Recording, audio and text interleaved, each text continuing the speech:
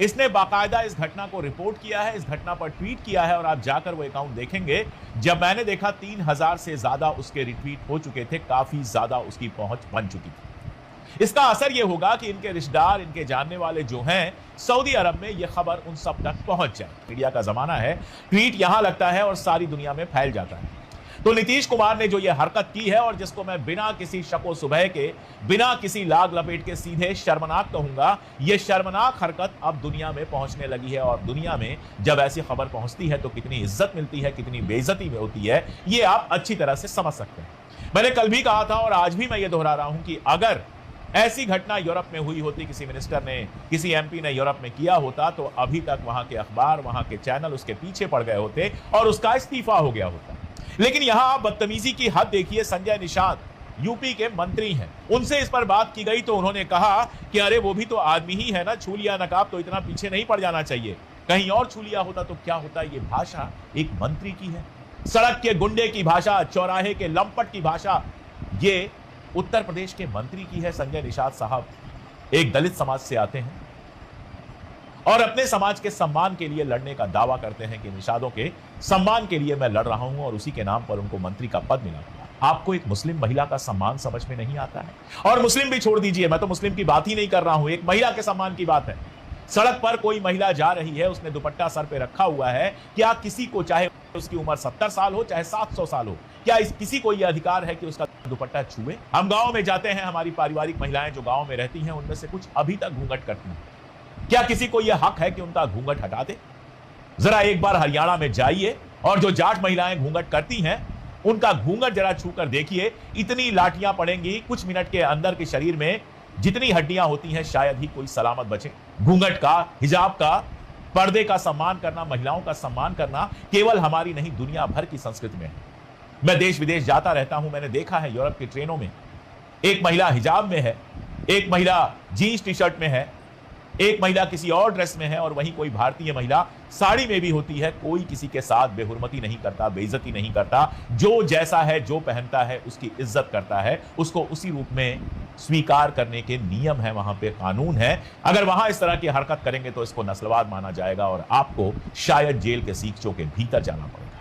लेकिन आप यहां बदतमीजी देखिए, नीतीश कुमार करते हैं और उसके बाद निषाद साहब आकर उसको सपोर्ट करते हैं। आदमी ही तो है, आदमी होने से आपको हक मिल गया औरत को कहीं भी छूने का, उसका हिजाब खींचने का, और आप कोई छोटे मोटे आदमी नहीं हैं।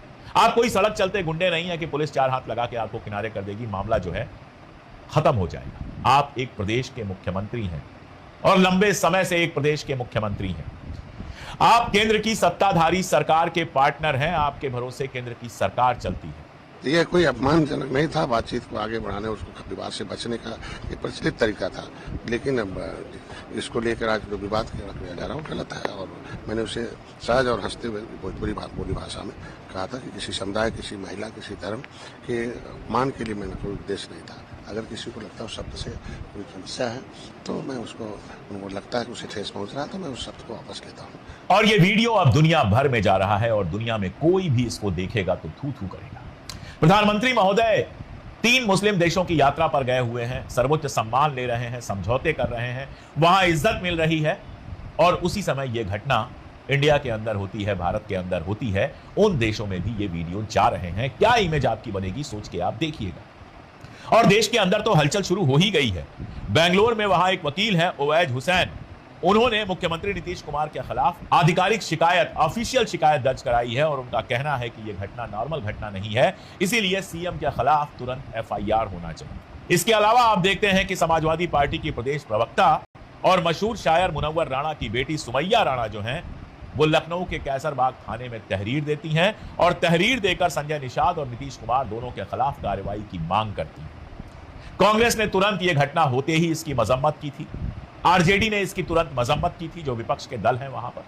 आश्चर्यजनक यह है कि ओवैसी साहब अभी तक खामोश हैं। मुझे पूरी उम्मीद है कि ओवैसी साहब जो खुद एक बैरिस्टर हैं, वो इस मामले को लेकर कोर्ट में जाएंगे। बिहार की जनता ने उनको जबरदस्त समर्थन दिया है, बिहार के मुसलमानों ने उनको जबरदस्त समर्थन दिया है, उनके 6 विधायक जीते हैं और इस समर्थन की कीमत कम से कम उनको इस तरह से चुकानी चाहिए कि वो इस मामले को न केवल सबसे ऊंची संसद जो हमारी है लोकसभा वहां लेकर जाए, बल्कि सुप्रीम कोर्ट या कहीं और भी जहां वो उचित समझे इसके खिलाफ एफआईआर दर्ज कराएं और खुद मुकदमा लड़ें, या उनकी पार्टी के लोग या उनके जो भी वकील हो वो मुकदमा लड़ें। अगर वो ऐसा नहीं करते हैं तो फिर जो उनकी बातें हैं उनके बारे में कहा जाएगा बातें हैं, बातों का क्या, इसके आगे नहीं बढ़ते आप बातें करके रह जाते हैं, बातें करके वोट ले लेते हैं। लेकिन आश्चर्यजनक है कि 3 दिन हो गए आज तक आपका, जब मैं ये वीडियो कर रहा हूं, एक बयान तक नहीं आया है इस घटना पर। यह अपने आप में बहुत कुछ कहता है, जो समझना चाहे उसके लिए भी और जो ना समझना चाहे उसके लिए। इस घटना का असर क्या हुआ? वो जो डॉक्टर थी, महिला थी, वो उन्होंने साफ साफ कहा कि मुख्यमंत्री ने जो किया हो सकता है वो इंटेंशनली ना हो, जानबूझ के ना किया हो, लेकिन जो हुआ वो मुझे अच्छा नहीं लगा। वहां बहुत सारे लोग थे, कुछ तो हंस रहे थे। ये जो हंस रहे थे ना, ये सबसे बड़े दरिंदे हैं। खैर, कुछ तो हंस रहे थे। एक लड़की होने के नाते ये मेरे लिए अपमानजनक था। क्या गलत कह रही है वो महिला? मैं बार बार कह रहा हूं कि हिंदू मुसलमान से जिसके आंखों पर पर्दा पड़ गया हो, वो अपनी दादी, अपनी बुआ या अपनी मां के बारे में सोचें कि जब वो घूंघट लगाती हैं या सिर पे पर्दा करती हैं बड़ों के सामने, या सिर पे जिसको कहा जाता है आंचल रखती हैं, तो क्या दुनिया में किसी को यह हक है कि उस आंचल को हाथ लगा सके? क्या दुनिया में किसी को हक है कि उनका घूंघट छू सके? क्या उनकी बहन अगर दुपट्टा लगाकर निकलती है तो दुनिया में किसी को हक है कि उसके दुपट्टे पर उंगली भी लगा सके?